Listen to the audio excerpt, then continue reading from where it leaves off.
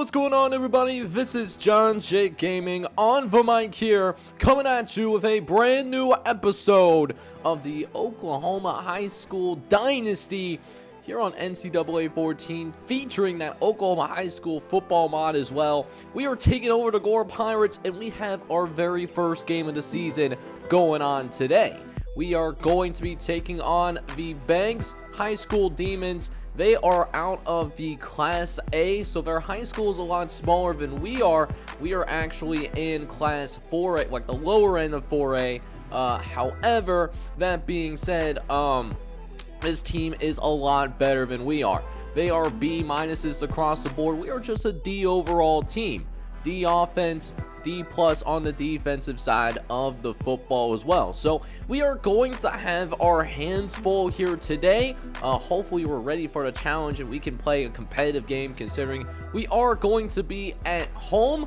So we'll give it our best shot, and you know, hopefully you guys enjoy this series as well. If you do, make sure you go ahead, smack that like button, hit subscribe if you have to be brand new to the channel. Let's go ahead and hop into it. I'll see you guys on the field. Real quick though, what I wanted to do before I showed you any more gameplay was I wanted to show you the sliders in which we are going to be working with. And actually, this needs to be changed real quick. We gotta have injuries turned on. It's a dynasty after all. We're gonna have 7-minute quarters. Usually I like to play 9-minute quarters, but because high school football is a lot shorter, their quarter lengths are this big, that's why we went with the 7 minutes to kind of simulate that. And then these are actually the sliders that come with the mod itself. So it actually has some custom sliders, because usually it's just from like 1 through 100, and they got it up to like 255 up in here. And then this is what our sliders are going to be that we're going to work with. We'll see if we decide to make any changes or not, but the CPU is going to have an advantage in the game, obviously. And now let's go ahead and jump right into the action. Let's see how we look in our very first game of this series. Alright boys, so we are out here opening night against Banks High School, and we actually both traded free and out, so it's been a slow starting game here so far. But on 1st and 10, we're gonna try to get to this quarterback, and we light him up like a Christmas tree. Hey, yo, Frank Harris, he wasn't ready. Oh no, he was certainly not ready for that. It's going to be a 2nd and 16 coming up. They're going to try to run it over to the right-hand side. Actually finds a decent chunk of yardage there. That's Kenny Robinson with his first carry of the day. But facing a 3rd and long, though. Hopefully we can get these boys off the field and get them off the field quickly. As 3rd and 10 now, we only send 3 men to rush the quarterback. We almost get to him. How is that pass caught? Alan Rudolph, I did not realize he was a certified bad man. But it does move the chains for the Banks Demons as we try to jump that read option, but we were bamboozled just enough as Frank Harris does get Banks High just outside of the red zone, as they'll throw again on 1st and 10, throwing it short over the middle. But Chad Mooney, who does make the catch, well, he ends up getting lit up like a Christmas tree. So, 2nd and short now coming up. I imagine they'll try to do some sort of play action. It is. Looking over the middle of the field. He's got a man. And he finds Joshua Burkett in the end zone. And the Gore Pirates are going to be down 7-0 here early, as Banks High is able to get a dot out of its quarterback. So down 7-0. And unfortunately, our offense is off to a slow start. We end up going 3 and out yet again. We do get him to at least a 3rd and long. Critical 3rd down, it feels like, as Harris again has time to throw. Eventually finds Rashawn Jarrett for the 1st down.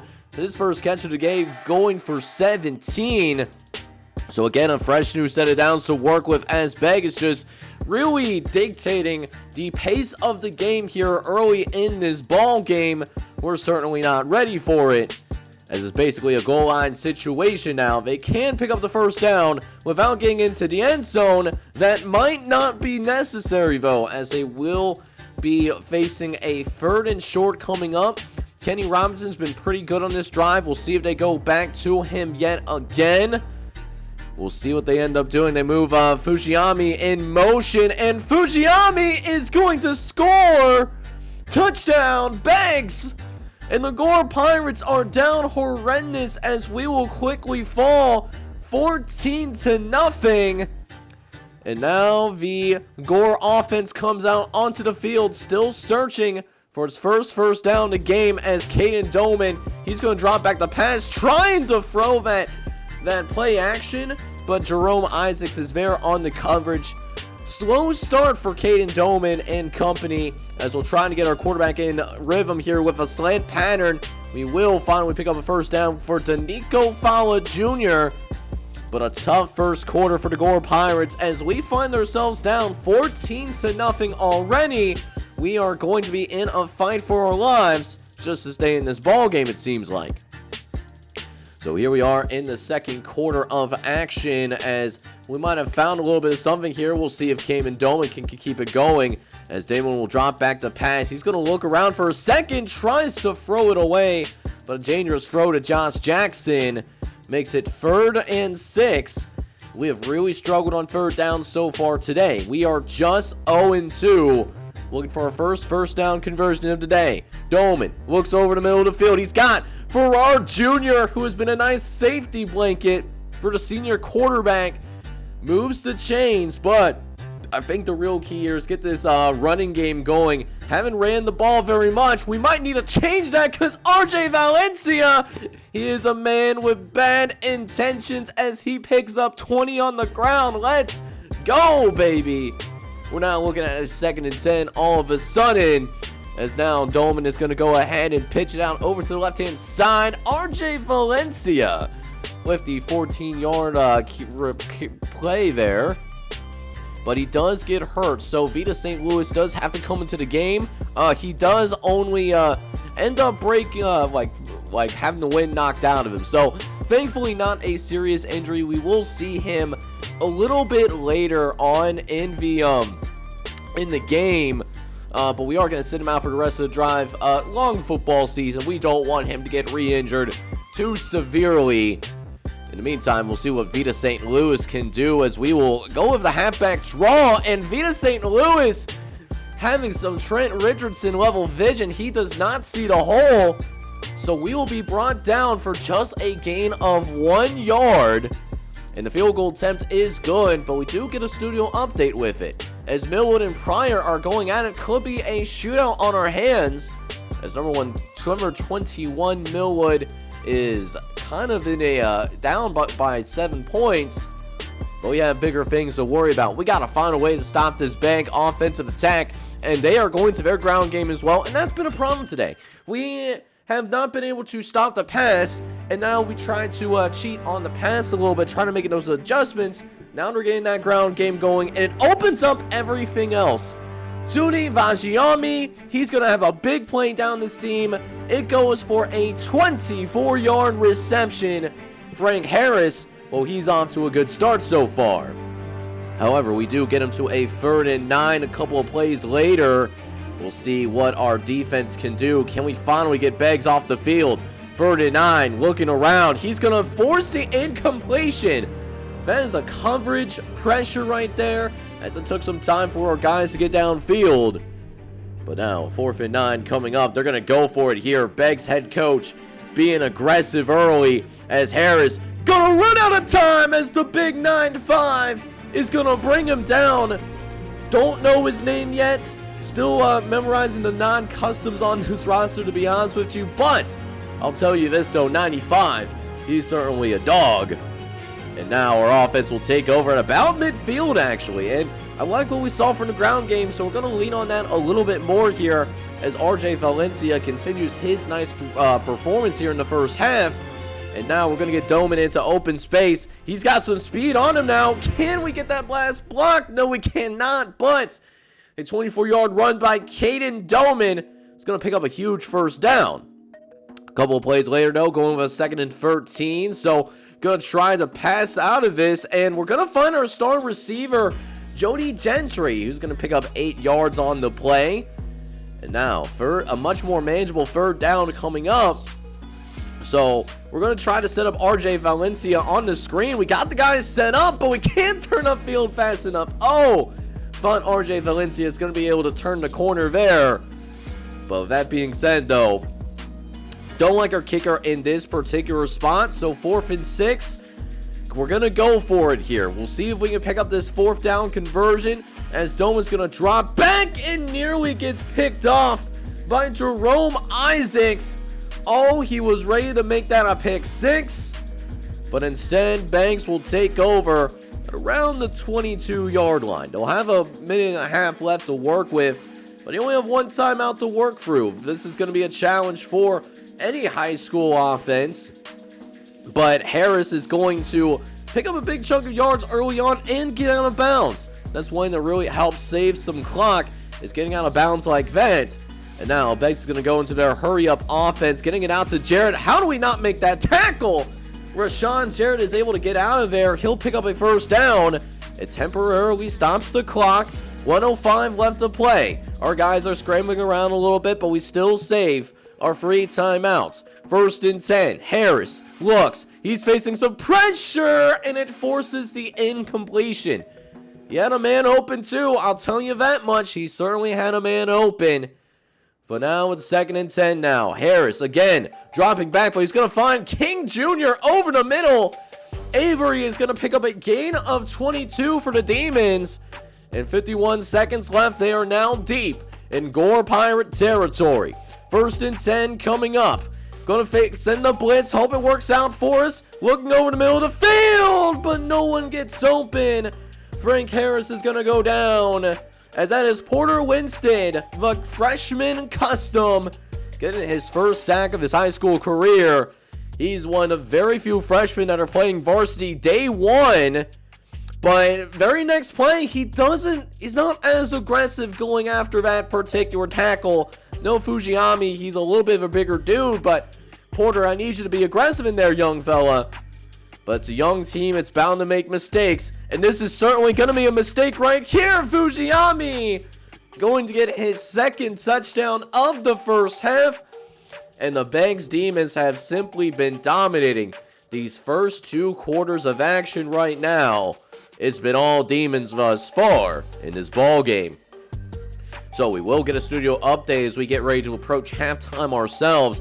And Pryor and Millwood are still in a close ball game. Millwood is down 28-21, a game that could certainly go in either direction. Pryor giving them everything they can handle right now. But we're going to need a big 2nd half from our team if we are going to have any shot of a comeback. Your Gore Pirates are down 21-3 against the Demons of Beggs High School. So now we go ahead and jump into that 2nd half of action here. As now we at least get the ball to start the 2nd half. So that's a really nice benefit. Just gotta take it 1 play at a time. And that's what we gotta do with our passing game. We can't go with these big plays down the field. We gotta go with those shorter routes like that. Get Caden Doman into a rhythm. And we'll see if we can get Vita St. Louis in a rhythm as well, as he's gonna actually shoot out of the backfield. Vita St. Louis with a good run there too. 13-yard gain in there. And quickly we find ourselves in Beggs territory. And hey, if it's not broke, why fix anything? Valencia, we're going to go to him on the ground game next. He'll pick up a gain of 7. Finding more success on the ground, we might have our formula right here. 3rd and short coming up though. We'll see what we end up doing, as we looks like we're going to rely on our speedy quarterback, Caden Doman. And Caden Doman is going to pick up the sticks there on the speed option. Only needed 1 yard, so why risk spreading it out more than he needs to, right? I totally get it. We might need some of that love for another 3rd down conversion, though. As we'll look quickly over to right inside. It's a quick throw to Jake Durant, but they don't give us the 1st down, though. So, 4th and inches. You already know we're going for it. We're going to go down. We're going to go down slinging. We'll see if we can pick it up here on this 4th and inches. And hang on now. RJ Valencia down the sideline, and he's going to score. Touchdown, Pirates. And RJ Valencia is going to have the 1st touchdown of the series for your Gore Pirates. And we're back to within 11. But before we get into the action, another studio update. Millwood and Pryor going at it like boxers in a boxing match. Millwood takes the lead in the 4th quarter. Hopefully we can eventually do the same thing, but we got to find a way to stop this Banks offensive attack. They dictated what they wanted to do throughout the 1st half of action. First and 10 coming up. It's going to be a run for Robinson up the right-hand side. He's got some space down the side and will eventually be brought down, but it's going to be a 15-yard run for Kenny Robinson, who's been killing us all day on the ground so far. 7 yards a carry. He's been an absolute problem. Second and 8 now coming up as Harris will again give it to Kenny Robinson. And this time we do a better job of containment, but their offensive line was blowing us off the ball, and that's how they were able to pick up 5 yards there on that particular run, making this a much easier third down to convert on. We'll see if they actually get it or not as Robinson gets a big gaping hole over the middle. It's a first down for the Demons, who find themselves at about midfield. First and 10 coming up. We'll see if they stick with the running game or not. No, it's a play action, but Cox is all over him. He cannot bring him down, but Matthew Leahy, that's 95 again with his second sack of the day. He's been a huge bright spot on that defensive line. And now forcing a second and 19. Gonna throw over to the right-hand side. He'll find his star receiver, who does end up getting out of bounds. So running back to around the original line of scrimmage here, but still long third down. Third and 9 is not an easy one to pick up at all, but Harris has some time. He's gonna throw over the middle. Oh, but Jared drops it. Oh, we got lucky there. Jared was definitely open on that particular play. And now we'll take over as their punter did down it for a touchback. But now our offense will try to get right back into the ball game. We need to come away with points on this particular drive. Second and 10 coming up as Damon fakes the jet sweep, throws it instead to Jake Durant. Jake Durant, man, one of those undersized tight ends. He's got a lot of heart for sure, and he's going to remain in the game at the tight end position. Doman, however, looks over to the opposite side and finds Jody Gentry for the first down. And now looking at a first and 10 yet again.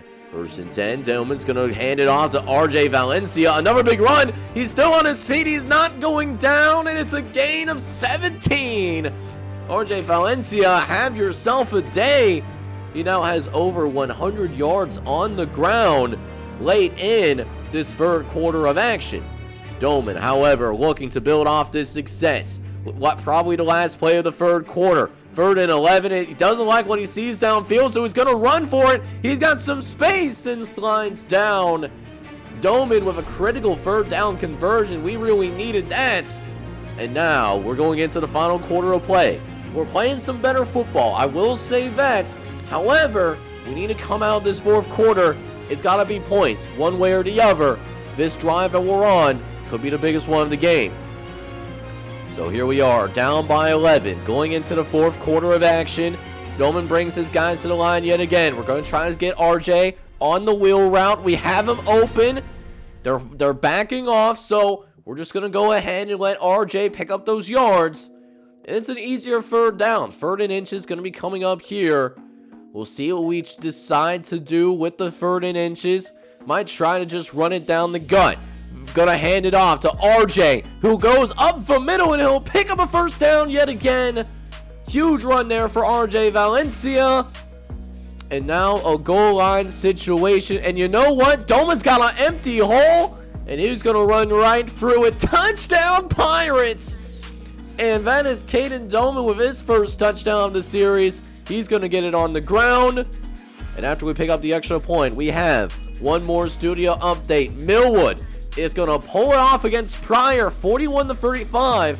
Should be enough for Max Preps to keep them in the top 25 in the state of Oklahoma. But boy, were they in a battle of their lives. They won't soon forget. Meanwhile, we force a free and out of our own. So with 4 minutes left to play, we got a chance to take the lead here. We'll see what we end up doing. First play is going to be a run on the right-hand side for RJ Valencia. And Valencia is able to get to the edge there and pick up a gain of 5. That was actually a pretty solid contain there, though. But now, facing third and short, however, we need these 2 yards. Doman's going to drop back. He's going to hand it off to RJ. He'll pick up the first down on the ground, and that will give us a brand new set of sticks. We don't have too much to worry about in terms of trying to get some quick yards. We still have plenty of time left in this game. 3 minutes is a lot, especially in high school football. when they stop the clock temporarily every time a first down is gathered. And there's RJ picking up one for himself. That is a gain of 8 on the play. RJ will pick up the first down there. And now we're across midfield. Couple of plays later, Doman gonna roll out. Doesn't like what he sees downfield, so he's gonna slide. Probably should have just dived for it, but instead, it's a 3rd and short. And that clock is still running. Now, less than 2 minutes left to play here in this entire ball game. And we're going to call a slant pattern to pick up the first down, which we get. Then it's Danico Fowler Jr. getting the reception there. And now, looking at a 2nd and 6 again, 2 plays later. Doman's got some time. He's going to throw over the right hand side. It's caught! Just incredible! Getting on the score sheet and getting on the score sheet in a critical moment of the ball game. Touchdown, Pirates! And just incredible, just winning a one-on-one when it matters the most. But we're feeling gutsy. We're feeling spicy. We are going for the 2-point conversion to make Banks drive down more of the field. And RJ Valencia can't pick up the 2-point conversion, and he is down. He is hurting, and we're only up by 2 points. 1:30 left to play in the ball game. Banks just got to get into field goal range. They have all of their timeouts as well. Harris drops back the pass, looks over to the left-hand side. It's got Fujiyami, but stays in bounds though. Plus, there's a penalty. We'll check out to see what the penalty is, and it's going to be a clipping on the offense. So that will back them up. It's going to be a 1st and 17 coming up. So we'll see how they respond after the 1st and 17. Harris drops back the pass, tries to escape out of the pocket, but Frank Harris has nowhere to go. And all of a sudden now, staring down a 3rd and 21.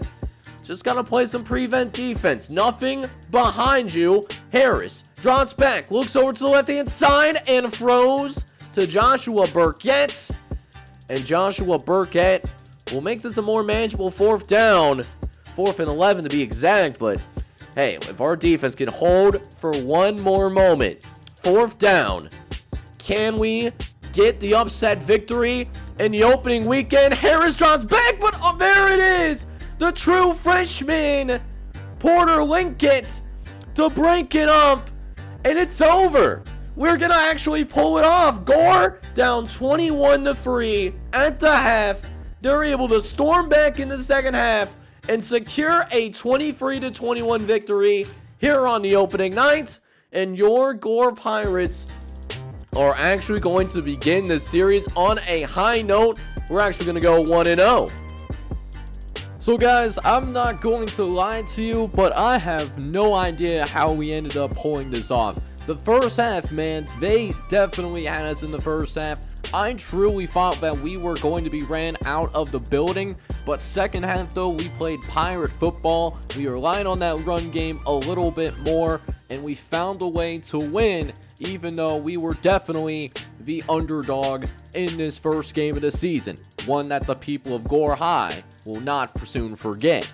So the player of the game actually ended up going to Caden Doman, one of your guys' customs, and he was okay in this game. 12 for 19, 123 yards and a touchdown.